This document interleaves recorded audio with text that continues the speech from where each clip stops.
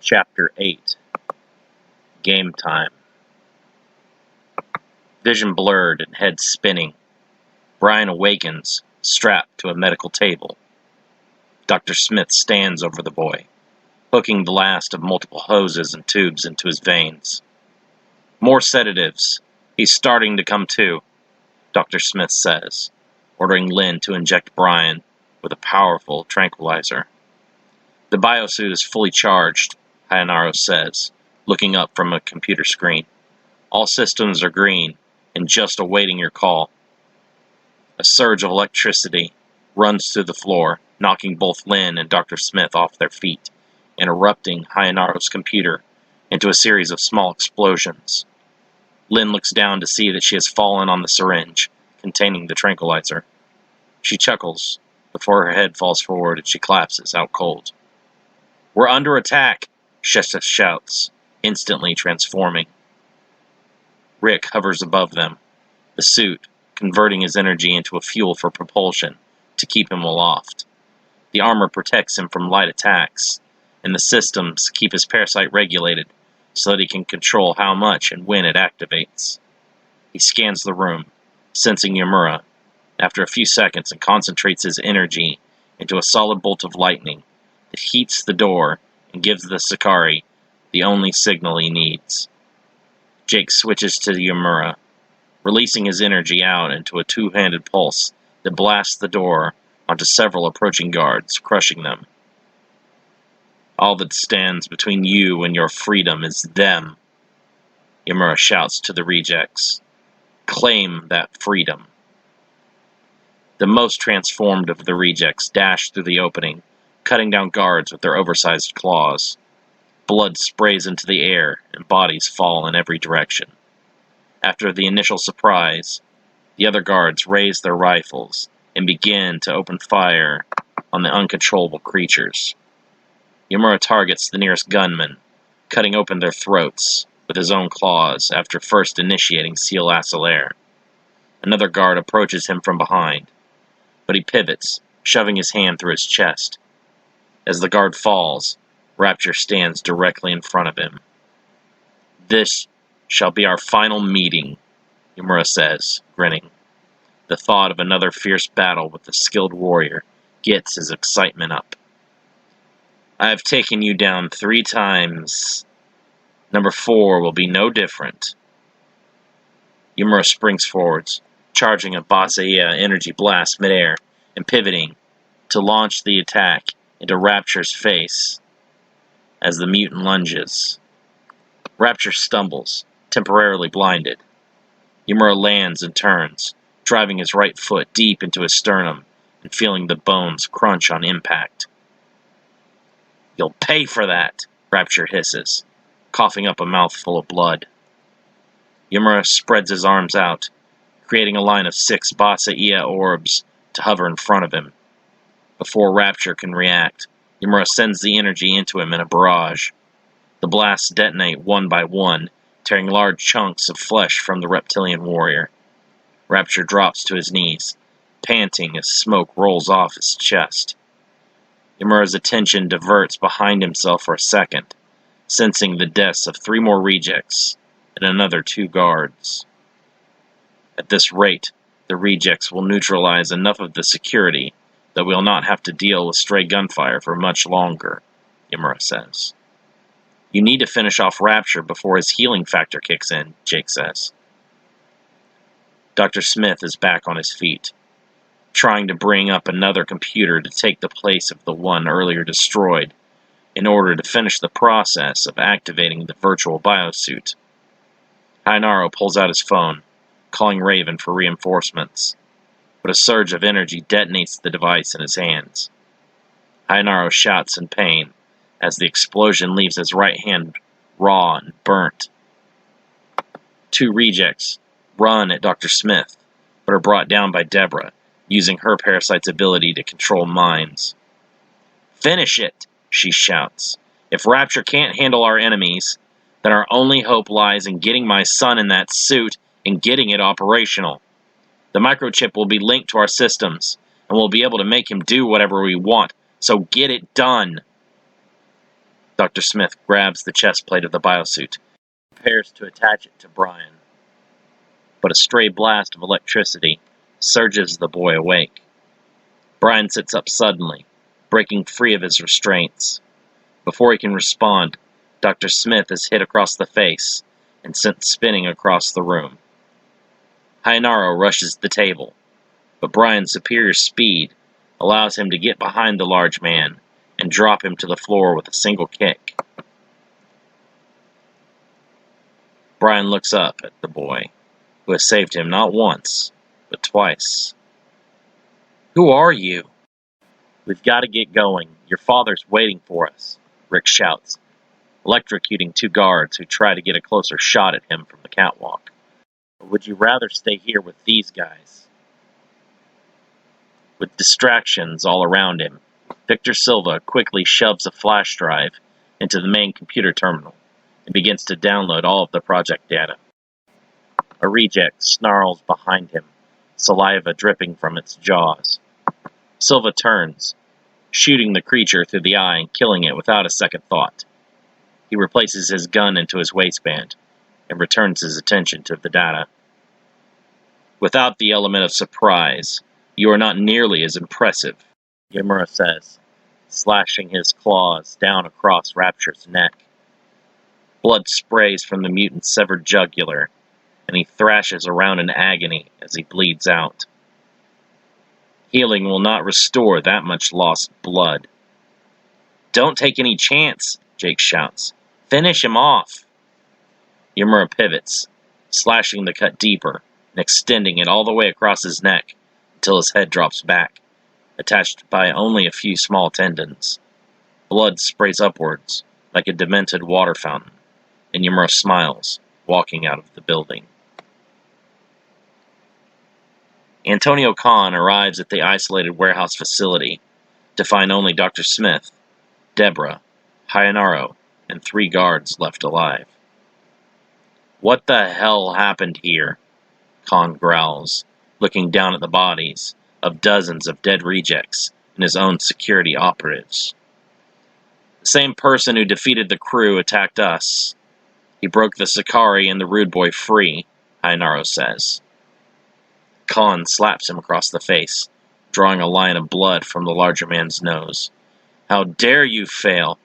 You of all people should not have disappointed me." "The biosuit is unharmed. My son did not leave with it," Deborah says, bringing Khan a metallic case. "The other one did, however, possess one of our prototypes." "And how might he have gotten a hold of one of them?" Khan asks, glaring at her. "I will deal with my husband. He is a sentimental nuisance that I should have dealt with much sooner." Jonas has not been alone in his efforts. At least one other mole has been operating under our nose for some time now. "I want these traitors discovered and erased. I cannot risk having any more setbacks. The Clavemont project is already underway. Should these meddlers interfere again, we may never be able to recover from the damage they cause. I suspect the identity of one of his allies already as one of our previous failures. The operative Storm also is one of only a few unaccounted for persons possessing a GX parasite. I believe he is the most likely candidate, allied with Jonas against us. It is also probable that Director Melendez, too, is against us." Khan frowns at this information, having never questioned the loyalty of his third project supervisor. "And what makes you believe this?" "For a long time now I've known that my husband and Raquel have met in private many times. I'd always assumed that they were engaged in some type of sexual affair, so I ignored my suspicions. I mean, I really could care less who that man is fucking." Even Khan himself shudders at the lack of human emotion exuded by the woman. He tries to recall if she has always been this cold, or if the positions he has placed her in has eroded her humanity. In light of the information we have on Jonas being a traitor, I believe these meetings may have instead been strategy sessions and plotting against us. That does seem to be a possibility, but I would like you to not act against her until we are certain of her betrayal. I do not wish to lose two of my greatest assets in one night, if it can be avoided. I will place resources to follow all of her movements. You focus on removing Jonas from our path. Commander Hajir has assured me the rest of our operation is going smoothly. Get that boy in the biosuit and under our control now. I want no further fuck-ups. I will have Scarab and Demolition deal with our young thief. I want the Sakari. Shesha coughs, limping towards them. I owe Yamura a decapitation. Khan seems amused at the condition his top mercenary has been left in. I'm surprised to see that you have managed to cling to life. It was assumed you were killed after the ruins we found this place left in. That liaison bitch to the Demon Queen was right. Yamura is unpredictable. I've never faced anyone like him before. In battle. After defeating him, he somehow learned to adapt and develop a way to nearly kill me. Yet you have not learned from your own losses? Khan mocks. A more intelligent person would not be so eager to face death so soon. While not yet having enough energy to transform, Shesha balls his fists in anger, thinking of the battle that will soon follow. Never before has he been as humiliated in defeat as he is now. The GX-enhanced warriors feel confident that given his second chance, he will repay Yamura with interest. Jake reaches the edge of the city, emerging from the forest, and stops to catch his breath. Two black Special Operations Force vans speed down the road, closely followed by 4 school buses. Jake dives into a row of bushes to hide himself. The thorns press tightly into his flesh, but he does not flinch. He looks through the dense foliage, watching the vehicle stop in the street, and half a dozen armed men emerge and briefly converse. This is Captain Avery, beginning last sweep of Rift Street. 4 targets accounted for, 1 eliminated. The team leader, a tall man with dyed blonde hair, says into his radio. He tries to hide his advancing age from the younger recruits, rapidly filling the force's ranks. The team moves door to door, escorting townspeople to the buses. Some carry small bags and luggage with them, as if having expected this trip somehow. None seem to be overly distressed, past the level of annoyance. What the hell is going on? Jake whispers. Are they evacuating the city? It appears that way, though that does not make any sense. Those Conco soldiers have been abducting townspeople and experimenting on them. Why would they trust them so willingly? Yamura asks. Captain Avery pauses and waves 3 of his team over towards the bushes. The leader must be able to sense energy, Jake says. We need to go. We can't be caught up in another big fight now, and risk being captured again. Jake makes a run for the back of the property, keeping in a low crouch as not to be seen. By the time the security operatives reach his formerly held position, he's gone. Could this entire town be under some kind of influence? Jake asks. Something magical, like a massive Badarial controle?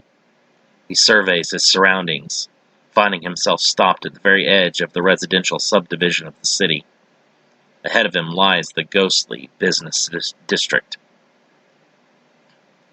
I've never before witnessed a power so vast that it could encompass an entire population, Yamura replies. Though that does not mean that it is impossible. A lot of energy seems concentrated near the center of town. We should check it out. It may be where they're taking everyone. This town is not our concern. We should acquire transportation and leave at once. Jake runs across the street and ducks into an alley for cover, checking every possible direction for more Conco soldiers. I didn't think you'd be a coward, Yamura. Coward? What basis do you have for such a vile claim? Knowing you, I'd think you'd want nothing more than to test yourself against more of those superpowered mutants like Rapture. We proved once and for all that we are superior to that creature. I do not think any of his comrades are stronger than he. A stream of semi-automatic gunfire bursts nearby. 2 powers, both really strong, Jake says. They can sense energy too, but they're flanking us. He turns just as the crew member named Bull drops into the alley to block their escape. "Look, I found a stray," Scorp says, opposite his companion. Jake slides his back to the wall, putting both fighters in his peripheral. "Why aren't you on that bus?" Bull snarls. "Did you think you were strong enough to escape on your own?" "Could you kill them before they fire their guns on us?" Jake asks, noting that both mutants also carry rifles. "No, but I'm confident that I can avoid being fatally hit before killing them." Jake briefly thinks about his options, until both members of the crew motion for him to move with their rifles. "Not much of a choice," Jake sighs, allowing his consciousness to slip into remission. "Tear them up, Yamura. And don't get us shot up, either." Yamura gains control in a flash of light that causes both mutants to briefly flinch. The Sakari darts towards Scorp, thrusting an open palm to the chest that knocks him off his feet and sends his rifle skidding across the pavement. "Bastard!" Bull screams, charging Yamura from behind with numerous slow but powerful jabs. Yamura drops his level, trying to sweep Bull's legs. He is stopped on contact with the massive tree-trunk legs. Jolts of pain sent rippling through his body. He rolls to the side to dodge, just as Bull brings one of his large feet down to crush him. He is slow, but this one is solid. His center of mass keeps him grounded and difficult to jar, Yamura observes, trying to formulate a counter-attack strategy. Yamura leaps at Bull, who throws a straight right jab. Yamura shifts his weight to the side to dodge, and connects with a flurry of kicks before the larger man can recoil his fist. Yamura backflips and skids back along the ground, several feet due to his momentum.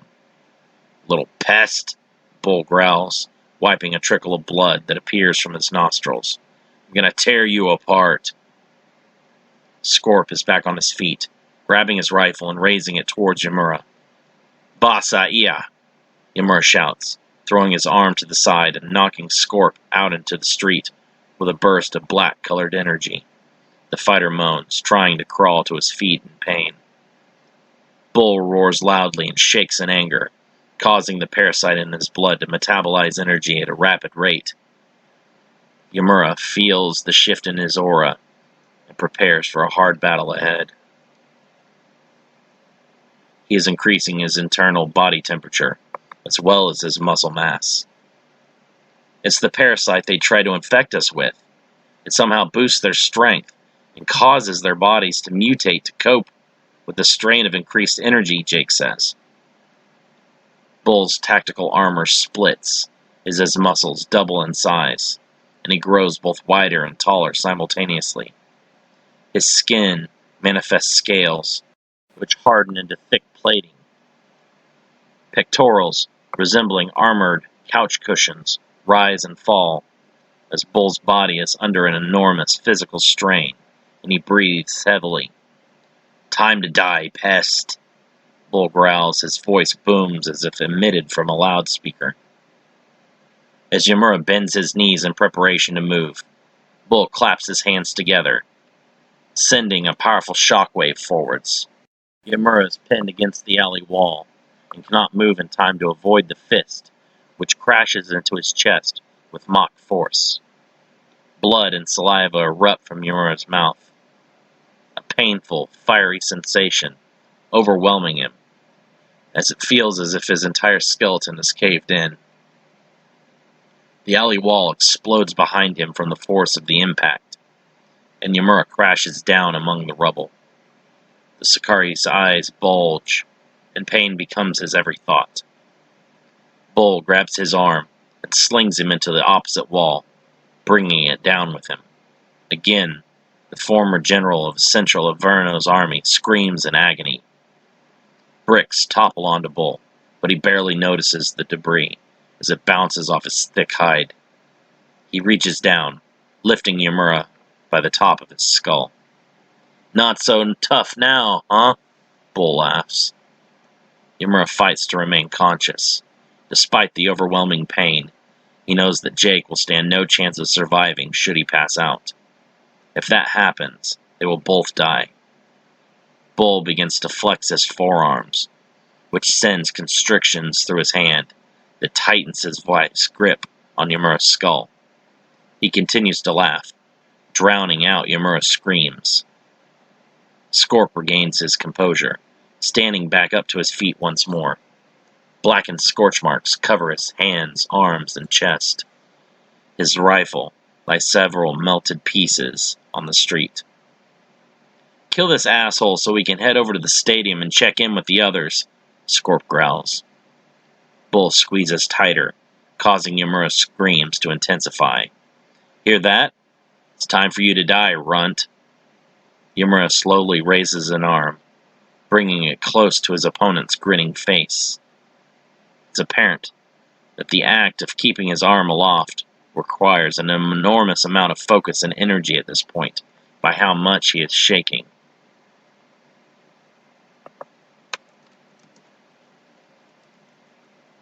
"What are you going to do? Claw my eyes out?" Bull laughs loudly. A beam of concentrated energy emerges from Yamura's hand and propels through Bull's open mouth. Blood and brain matter explode onto the remnants of the alley wall behind them, as half of the mutated being's head is blown off. Both bodies collapse to the street motionless. "Bull?" Scorp whispers in disbelief. "You're fucking dead!"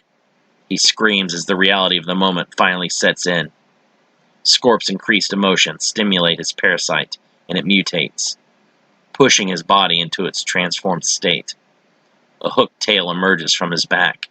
His entire body becomes covered in thick, armor-like scales, while his right hand becomes an oversized pincher. Yamura crawls back to his feet and winces, holding his head in pain. "Hang in there. We still have one left to deal with," Jake says, trying to reassure his head roommate as the fatigue and pain from the last fight weighs on him heavily. Scorp sends his tail towards Yamura like a lance. Yamura barely manages to twist to the side before the deadly appendage explodes into the brick wall beside him. The parasitically enhanced warrior retracts his tail just as quickly. Several droplets of blood splash onto the ground, and Yamura glances briefly down to see a glancing swipe connected from the tail despite his dodging. "He's incredibly fast," Yamura observes. "He's as fast as the previous one was strong." It appears these warriors focus on one trait or ability, and enhance those above all others. "Can we win?" Jake asks, knowing Yamura's estimates of battle situations and opponents is far superior to his own. His rage may be our opportunity to win. One ruled by emotion can often fall to an inferior opponent who has a more even state of mind. Scorp's tail comes at Yamura again, this time grazing his face before he can fully dodge. Blood runs down Yamura's cheek, but he continues to regulate his awareness of the pain and focus only on his foe's movements. Should he make one mistake, or move too slowly, he will be killed. He cannot afford to acknowledge too much of the pain, or would overwhelm. Yet he cannot push all of it aside, lest he lose the edge that accompanies being in a life-or-death situation. As Scorp attacks again, Yamura dives over Bull's corpse and lifts it up to act as the shield. Scorp's tail becomes lodged in the chest of his fallen comrade. Struggle as he may, the warrior cannot free himself from Bull's body.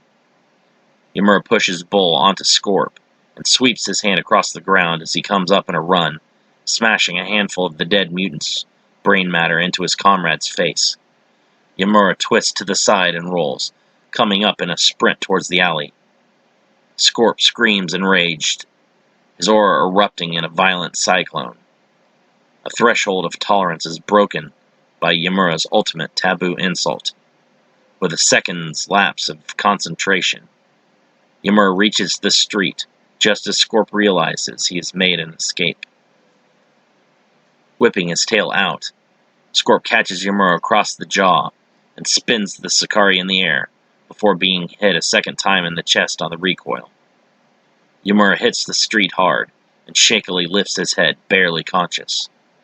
Long strings of blood hang from his lips. Grinning, Scorp wraps his tail around Yamura's neck and lifts him into the air. "I don't know who the hell you are, but you killed my friend and insulted his honor." Scorp squeezes tightly, choking the breath out of Yamura. He raises his pincer hands close to Yamura's face and tries to intimidate him by opening and closing it several times with loud snaps. "For bull, I'm going to make you suffer." Yamura tries to kick him in the chest, but lacks the leverage or strength to make his opponent even flinch. His hair falls back into place, losing its oily sheen. As his claws begin to recede, his tattoos evaporate into a black mist. "It appears you're finished," Scorp grins, moving his pincer into place around Yamura's neck.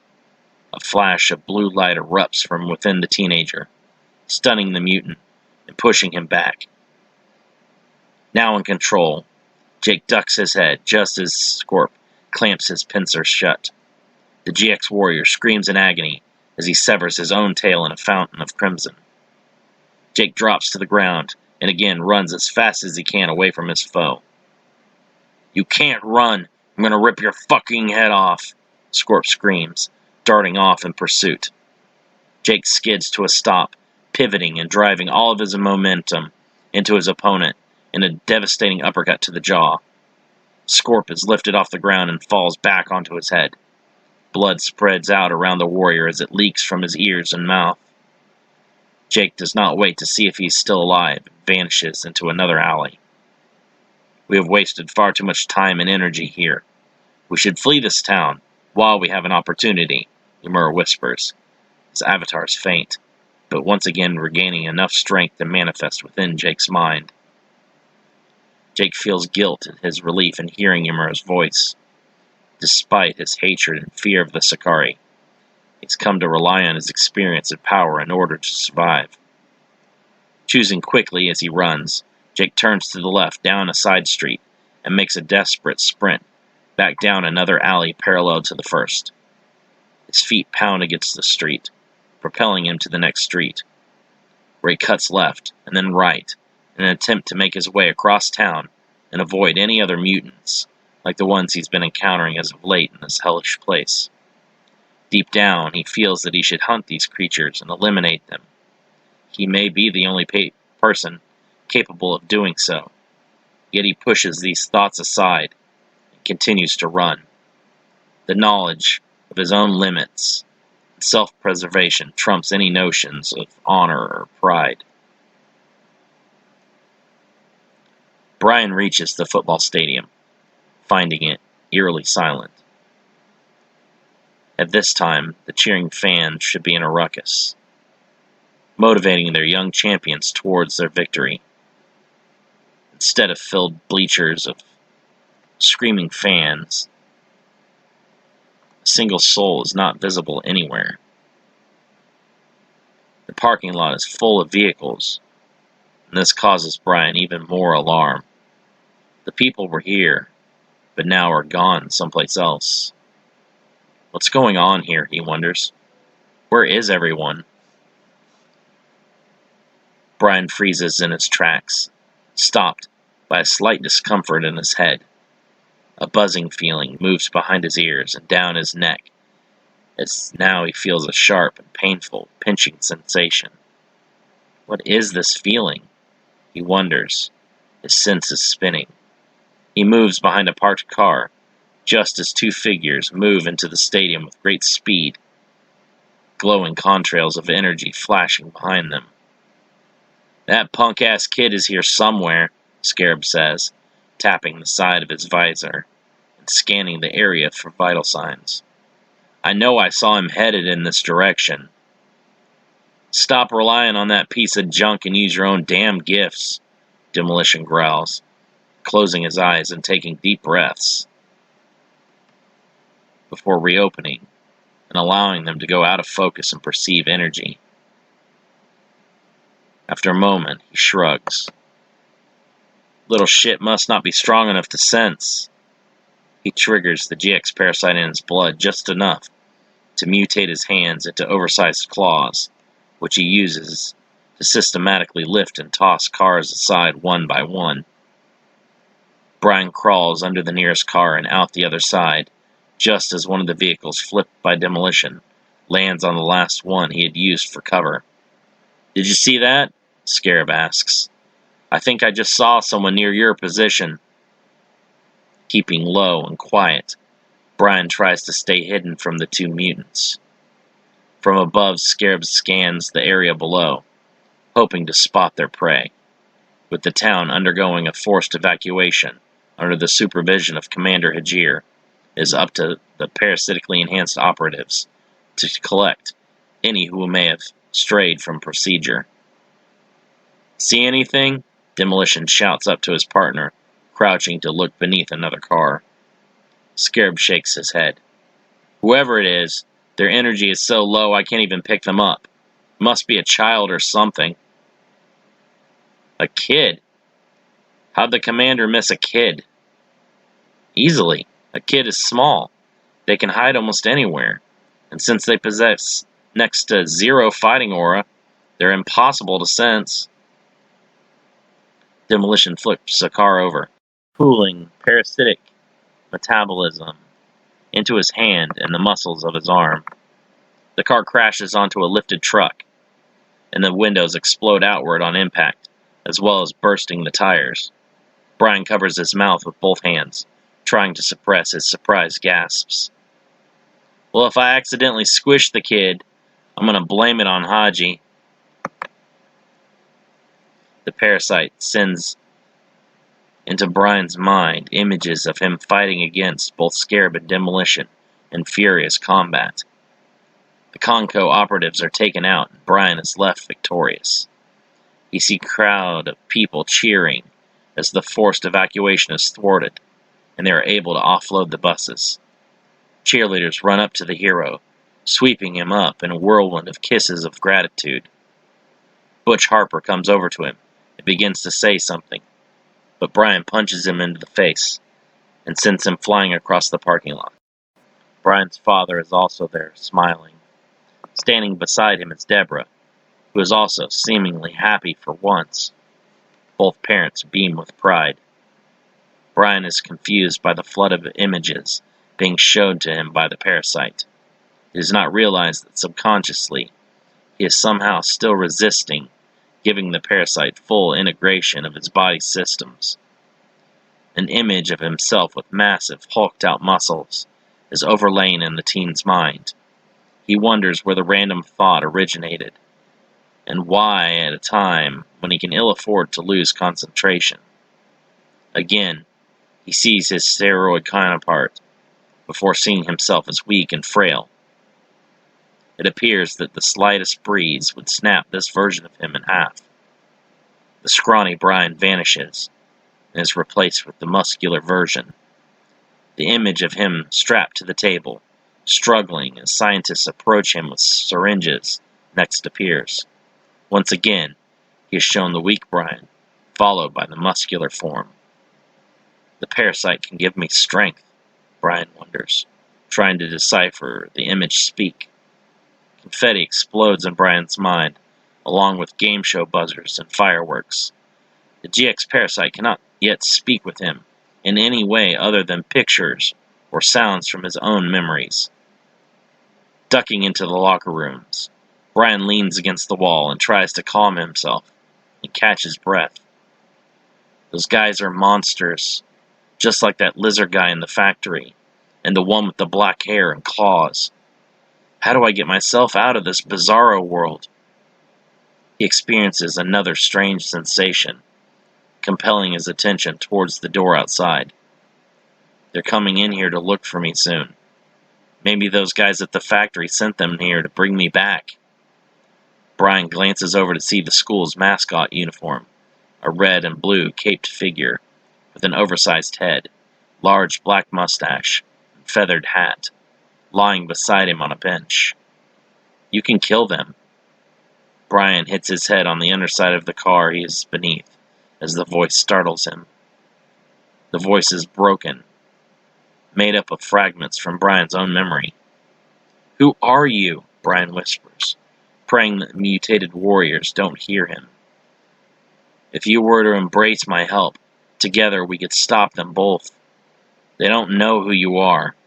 If you're found, you will be killed. If you die, I die as well." "I do not wish to die."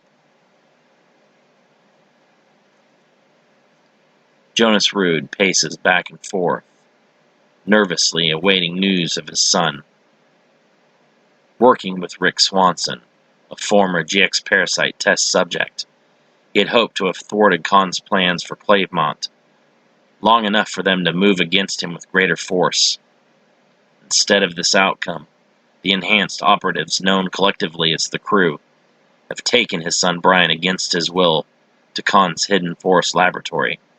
While Rick left to rescue Brian, Jonas has been left to wait for news of any kind. Unlike his wife Deborah, Jonas does not possess any traces of the GX Parasite and is a normal man in terms of ability. Unable to feel like an innocent, Jonas knows that his hand has left its own marks upon Clavemont in a negative way as any. When the town was founded by Antonio Khan as a living area for his employees, the Rudes were among the first seed families as two of the company's top researchers. After being promoted to project supervisors, both learned of the ultimate fate that would befall the citizens of the town. He stood by and observed in disgust as the first attempts of the seed families were unable to produce any offspring and left barren. Further attempts produced many miscarriages and infants unable to survive outside of the womb after the mothers underwent waves of gene therapy and steroid treatments. The infant mortality rate since the community began has been astronomical, and Clavemont High School produced its first graduating class only a few years earlier, with the class that included Raven and several of his teammates. As it seems that the mortality rate has dropped off significantly, it was decided that any of the children who survived long enough to become viable would also likely survive being candidates of the GX program. Raven and the Crew proved this hypothesis to be correct when all members of the team were part of early Clavemont graduating classes. Opposed to sacrificing his son for science, Jonas has secretly worked against Conco in order to sabotage the final stages of the company's grandest experimental program yet. Upon completion of the Clavemont project, every citizen of the town will be gathered together and dispersed to various other facilities. The researchers will be integrated into new jobs, while all the children and non-seed families will be moved to testing facilities for further research. Freeing a young boy who was abducted for testing at the Chicago facility, Jonas began the implementation of his rebellion against his employer.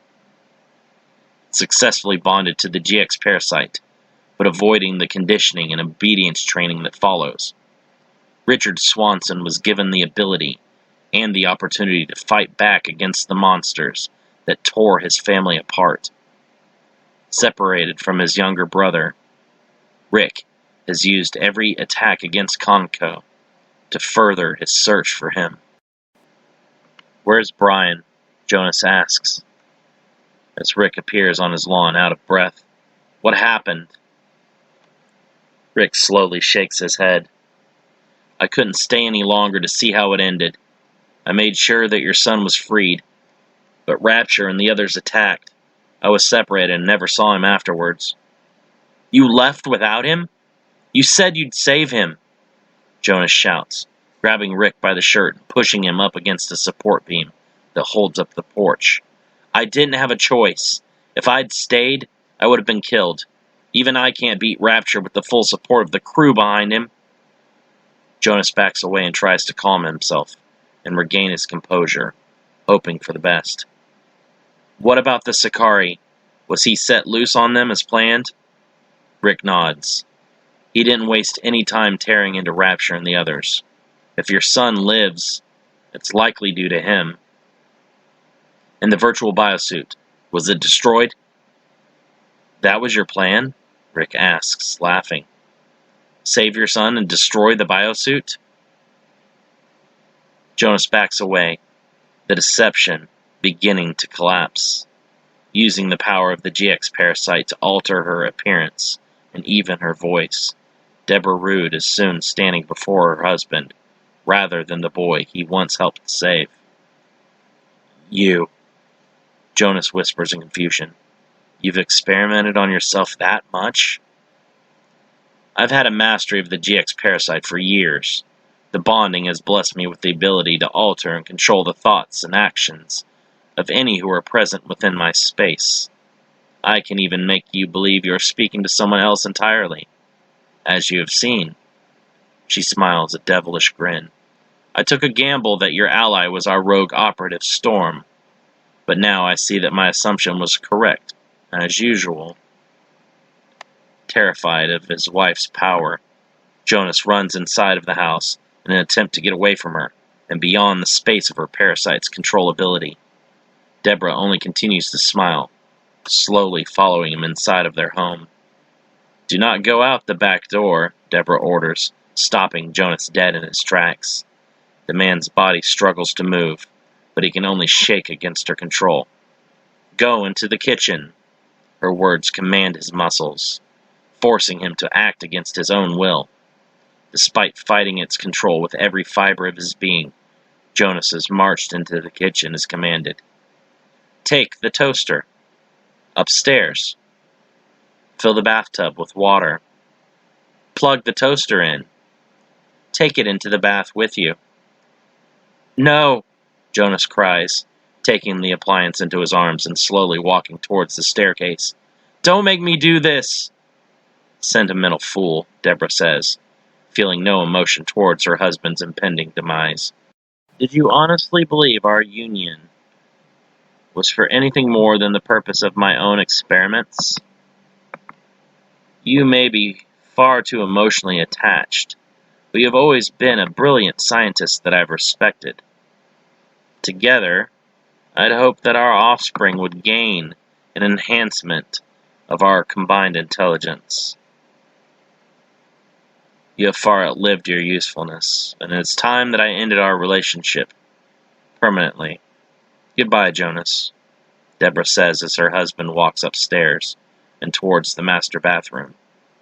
Unable to control his own body, Jonas screams out in terror as he follows her instructions step by step.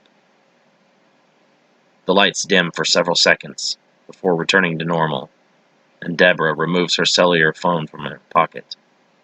The traitor has been dealt with. Reaching the high school, Jake senses dozens of faint flickers of energy nearby and investigates. Despite running away from Scorp, his own body has instinctively carried him towards the strongest auras in the city, for a confrontation he does not wish to have. The small auras are concentrated in a school bus, guarded by 3 armed members of Khan's Security Operations Force. The name printed on the side of the bus reveals that it houses the visiting players from Barrington. Jake whistles, gaining the attention of the guards before ducking out of sight. The men flank the nearest car but find no one there. With a cry of surprise, the lead guard shouts out as he is dropped to his knees from behind. Jake quickly condenses a shard of energy in his hand and drives it down through the man's neck. Blood sprays into the air wildly, drenching both the murderer and the side of the bus. The other 2 soldiers hear the shouts and turn, opening fire. Jake dives out of the way and scurries to the other side of the bus. Inside, the players shout and bang against the windows before rocking the vehicle back and forth until it topples onto the 2 men, ending them violently. Stick to the back alleys, and don't make any noise, Jake says, helping the teens out of the bus one by one. The town is crawling with those commandos. Many of the football players ask what's going on, but Jake is unable to provide any answers. Brian steps out of the locker room, only a few feet away from Demolition, now clad in the Cavalier mascot uniform. Above them, Scarab hovers in the air, scanning the perimeter with his advanced computer surveillance visor. There he is, Scarab says, noticing Brian's emergence and relaying it through his radio receiver microphone. Demolition brings his index finger to his ear, never taking his eyes off his quarry. I got the puny runt right here.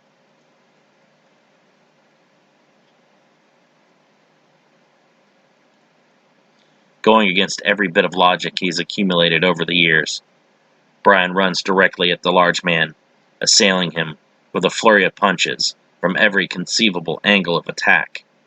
Stupid amateur, Demolition mutters, backhanding the teenager through the side of a car. Brian's body sinks into the metal and folds it in around him. Your punches have no energy in them. You're just relying on physical strength, and you have about as much as that as an old woman.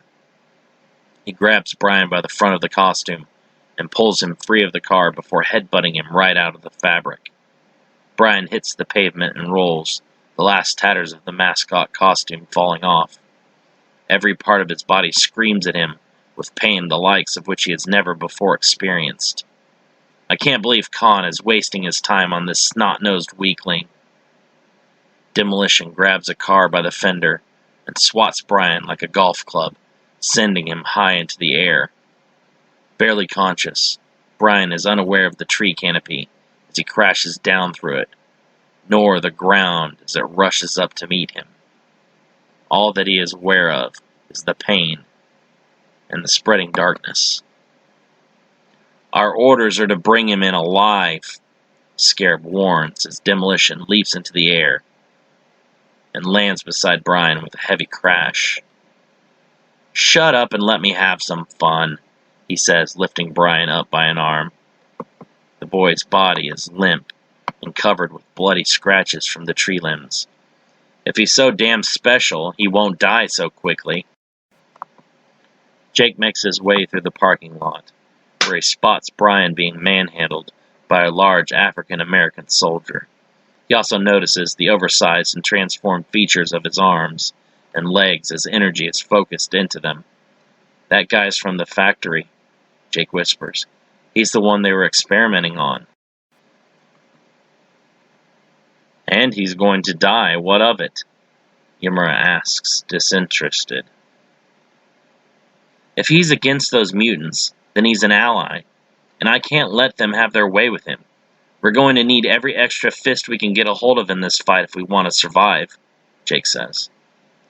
Thoughts of everyone that was hurt or killed while Yamura possessed his body fills Jake's mind, and a blue glow surrounds him like a light switch somewhere inside has been flipped. Taking a step forwards, he opens his mouth to shout, but finds his body unresponsive. I wouldn't concern myself with them just yet, a voice says from the ground beneath him. Trembling, the boy's eyes shift to the moving shadows that begin to take the form of a man. They have their orders, Raven says, holding Jake in paralysis with his knee on the neck of the boy's shadow, as I have mine.